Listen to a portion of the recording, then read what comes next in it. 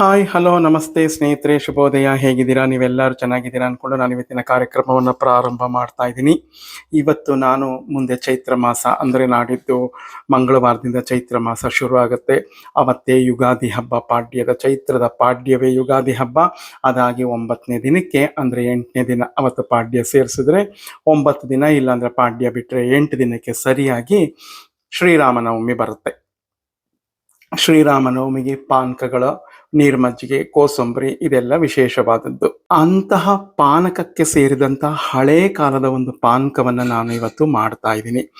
ಇದು ಸಾಮಾನ್ಯ ಜನರಿಗೆ ಮರ್ತೇ ಹೋಗಿದೆ, ಇವತ್ತಿನವರಿಗೆ ಇದು ನೆನಪಿಲ್ವೇ ಇಲ್ಲ. ಬೈ ಚಾನ್ಸ್ ನೆನಪಿದ್ದು ಈ ಪಾನಕ ಮಾಡೋ ಪದ್ಧತಿಯನ್ನು ಇಟ್ಕೊಂಡಿರೋರಿದ್ರೆ ತುಂಬ ಸಂತೋಷ. ಮುಂದುವರಿಸಿ, ನಿಮ್ಮ ಪೀಳಿಗೆಯವರಿಗೂ ಇದನ್ನು ಹೇಳ್ಕೊಡಿ ಅಂತ ನಾನು ವಿನಂತಿಸ್ಕೋತೀನಿ, ಮುಂದಿನ ಪೀಳಿಗೆಯವರಿಗೂ. ಈಗ ನಾನು ಇದನ್ನು ಮಾಡೋಕ್ಕೆ ತಗೊಂಡಿರೋ ಪದಾರ್ಥ ಕೇವಲ 3. ಒಂದು, ಹುಣಸೆ ಹಣ್ಣು. ನಾವು ದಿನನಿತ್ಯ ಪದಾರ್ಥ, ಸಾರಿಗೆ, ಚಟ್ನಿಗೆ ಎಲ್ಲದಕ್ಕೂ ಉಪಯೋಗಿಸುವಂಥ ಮನೇಲಿರ್ತಕ್ಕಂಥ ಪದಾರ್ಥ ಹುಣಸೆ ಹಣ್ಣು. ಬೆಲ್ಲ, 1 ಹಚ್ಚು ಬೆಲ್ಲ, ಚಿಕ್ಕ ಹಚ್ಚನ್ನ ನಾನು ಬೆಳಗ್ಗೆ ಜಜ್ಜಿ ನೆನೆ ಹಾಕಿದ್ದೆ ನೀರಿನಲ್ಲಿ. ಮತ್ತು ಏಲಕ್ಕಿ ಪುಡಿ. ಇದೇನು ತಗೊಂಡಿದ್ಯಾ ಅಂತ ನೀವು ಪ್ರಶ್ನೆ ಮಾಡ್ಬೋದು. ಸಾಮಾನ್ಯ ನಾನು ಪಾಯಸಕ್ಕೆ ಏನಕ್ಕಾದರೂ ಬೇಕು ಅಂತ ಬೆಲ್ಲವನ್ನು ಕರಗಿಸಿ ಶೋಧಿಸಿ ಫ್ರಿಡ್ಜ್ ಒಳಗಡೆ ಇಟ್ಕೊಂಡಿರ್ತೀನಿ. ಇದಿಲ್ಲ ಅಂತ ತಿಳ್ಕೊಂಡು ನಾನು ಬೆಲ್ಲವನ್ನು ನೀರಿಗೆ ನೆನೆ ಹಾಕಿದ್ದೆ, ಬಟ್ ಇದು ಫ್ರಿಡ್ಜಲ್ಲಿತ್ತು, ಅದನ್ನು ತೆಗೆದು ಇಟ್ಕೊಂಡಿದ್ದೀನಿ. ಬೇಕಾಗಿರೋದು 3 ಪದಾರ್ಥ ಮತ್ತೊಮ್ಮೆ ಹೇಳ್ತಾ ಇದ್ದೀನಿ: ಹುಣಸೆ ಹಣ್ಣು, ಬೆಲ್ಲ ಮತ್ತು ಏಲಕ್ಕಿ. ಈಗ ಈ 3 ಪದಾರ್ಥವನ್ನು ಇಟ್ಕೊಂಡು ಶ್ರೀರಾಮನವಮಿಯ ಪ್ರಯುಕ್ತ ರಾಮರಸ, ಇದು ಒಂಥರ ರಾಮರಸನೇ, ಬಟ್ ಆ ರಾಮರಸ ಅಲ್ಲ, ಇದು ಶ್ರೇಷ್ಠವಾದ ರಾಮರಸ. ಈ ಒಂದು ತಂಪು ಪಾನೀಯವನ್ನು ಮಾಡ್ಕೊಳ್ಳೋಣ. ನಾನು ಫ್ರಿಡ್ಜಲ್ಲಿ ಬಾಟ್ಲಲ್ಲಿ ನೀರನ್ನು ಸಹ ಇಟ್ಕೊಂಡಿದ್ದೀನಿ. ಆ ತಣ್ಣನೆಯ ನೀರನ್ನು ಇದಕ್ಕೆ ಹಾಕ್ಕೊಂಡು ನಾವು ಮಾಡೋಣ. ಈಗ ಮಾಡೋ ವಿಧಾನ ಮೊದಲಿಗೆ ತೋರಿಸ್ತೀನಿ. ಇನ್ನು ಹುಣಸೆ ಹಣ್ಣಿನ ಕಿವುಚಿ ನಾವು ನಾರು ಬೀಜ ಏನು ಇಲ್ಲದಿದ್ದಂಗೆ ಶುದ್ಧವಾಗಿ ಆ ರಸವನ್ನು ತಗೊಳ್ಳೋಣ. ಮೊದಲಿಗೆ ನೋಡಿ, ಇಷ್ಟು ಬಂತು ನನಗೆ. 1 ಗೋಲಿ ಗಾತ್ರದ್ದು, ಅಂದರೆ ದಪ್ಪ ಗೋಲಿ ಗಾತ್ರದ ಹುಣಸೆ ಹಣ್ಣನ್ನೇ ಹಾಕಿದ್ದೆ. ಚೆನ್ನಾಗಿ ಜರಡಿ ಹಿಡಿದು ನಾನು ಶೋಧಿಸಿ ಕಿವುಚಿ ರಸವನ್ನು ತಗೊಂಡಿದ್ದೀನಿ. ಈಗ ಮೊದಲಿಗೆ ಬೆಲ್ಲ ನೆನೆ ಹಾಕಿದ್ನಲ್ಲ, ಇದನ್ನು ಸಹ ಶೋಧಿಸಿ ಇದಕ್ಕೆ ಹಾಕ್ಕೊತೀನಿ. ನಂತರ ಇದಕ್ಕೆ ಸ್ವಲ್ಪ ಸಿಹಿ ಹೆಚ್ಚಾಗಿರಬೇಕು. ಏಲಕ್ಕಿನೂ ಅಷ್ಟೇ ಸ್ವಲ್ಪ ಹೆಚ್ಚಿಗೆ ಪುಡಿ ಮಾಡಿ ಹಾಕ್ಕೊಳ್ಳಿ. ಆಮೇಲೆ ನಾವು ಹೋಳಿಗೆ ಕಲಿಸ್ಬೇಕಾದ್ರೆ ಇಟ್ಟಿಗೆ 1 ಚಿಟಿಕೆ ಉಪ್ಪು ಹಾಕ್ತೀವಲ್ಲ, ಹಾಗೆ ಇದಕ್ಕೂ ಸಹ 1 ಚಿಟಿಕೆ ಉಪ್ಪು ಹಾಕಬೇಕು.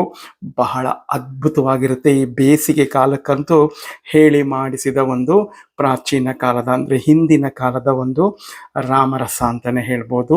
ನಾನಂತೂ ತುಂಬ ಇಷ್ಟಪಡ್ತೀನಿ ಈ ಒಂದು ಪಾನಕವನ್ನು.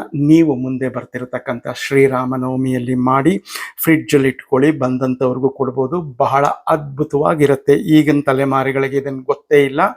ಮಾಡಿ ನೀವು ಸಹ ಮುಂದಿನ ಪೀಳಿಗೆಯವರಿಗೆ ಇದನ್ನು ಹೇಳಿಕೊಡಿ. ಸ್ನೇಹಿತರೆ, ನಾನು ನೆನೆಸ್ಕೊಂಡಿದ್ದಂಥ ಬೆಲ್ಲವನ್ನು ನೀರನ್ನು ಸಂಪೂರ್ಣ ಹಾಕ್ಕೊಂಡಿದ್ದೀನಿ. ಹಾಗೆ ನಿಮಗೆ ಕಪ್ಪಲ್ಲಿ ಫ್ರಿಡ್ಜಲ್ಲಿ ಇಟ್ಟಿದ್ನೆಲ್ಲ ಬೆಲ್ಲದ್ದು ಕರಗಿಸಿ ನಾನು ಶೋಧಿಸಿಟ್ಕೊಂಡಿದ್ದತ್ತು ಕಾಯಿಸಿ, ಆ ಪಾಯಸಕ್ಕೆಲ್ಲ ನಾನು ಅದನ್ನೇ ಜಾಸ್ತಿ ಬಳಸೋದು. ಅದನ್ನೂ ಸಹ ಅರ್ಧ ಹಾಕ್ಕೊಂಡು ಏಲಕ್ಕಿಯನ್ನು ಹಾಕ್ಕೊಂಡಿದ್ದೀನಿ. ಈಗ ನಾನು ಫ್ರಿಡ್ಜಲ್ಲಿ ಬಾಟ್ಲಲ್ಲಿ ನೀರು ತುಂಬಿಟ್ಟಿದೆ ತಣ್ಣಗಿರಲಿ ಅಂತ. ಎಷ್ಟು ಪಾನಕ ಬೇಕು ಅಷ್ಟಕ್ಕೆ ಈ ನೀರನ್ನು ಹಾಕ್ಕೊಳ್ಳೋಣ, ಸಾಕು. ಈಗ ಇದನ್ನು ಒಂದ್ಸರಿ ಮಿಕ್ಸ್ ಮಾಡಿ ನೀವು ಕುಡೀರಿ. ಚಿಟಿಕೆ ಉಪ್ಪು ಹಾಕಿದ್ದೀನಿ, ಮರಿಬೇಡಿ. ಚಿಟಿಕೆ ಉಪ್ಪು ಹಾಕೊಳ್ಳೋದು ಮಾತ್ರ ಮರಿಬೇಡಿ. ಇದನ್ನು ಸರ್ವಿಂಗ್ ಗ್ಲಾಸ್ಗಳಿಗೆ ಹಾಕ್ಕೊಂಡು ನೀವು ಕುಡೀರಿ ಮತ್ತು ಬಂದವರಿಗೆ ಕೊಡಿ. ಅದ್ಭುತವಾಗಿರುತ್ತೆ ಈ ಒಂದು ಪಾನಕ, ಫಸ್ಟ್ ಕ್ಲಾಸ್ ಆಗಿರುತ್ತೆ. ಬೇಗನೆ ಮಾಡ್ಕೋಬೋದು. ಮನೇಲಿರ್ತಕ್ಕಂಥ ಪದಾರ್ಥಗಳನ್ನೇ ಉಪಯೋಗಿಸಿ ಶ್ರೀರಾಮನವಮಿಗೆ ಈ ಪಾನಕವನ್ನು ಈ ಸರಿ ಮಾಡ್ಕೊಳ್ಳಿ.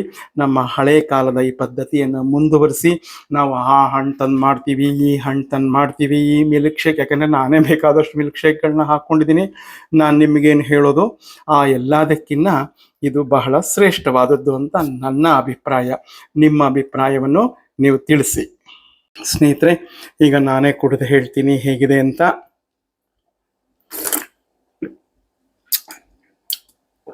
ಸಖತ್ತಾಗಿದೆ.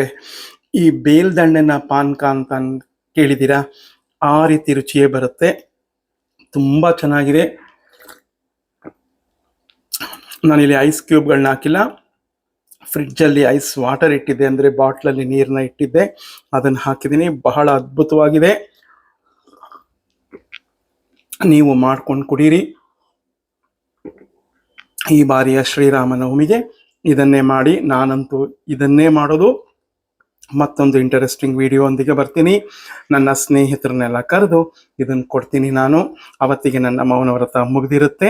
ಮತ್ತೊಂದು ಇಂಟರೆಸ್ಟಿಂಗ್ ವಿಡಿಯೋ ಒಂದಿಗೆ ಬರ್ತೀನಿ. ನಮಸ್ಕಾರಗಳು. ಜೈ ಗಣೇಶ. ಸೂಪರ್ ಆಗಿದೆ ರೀ.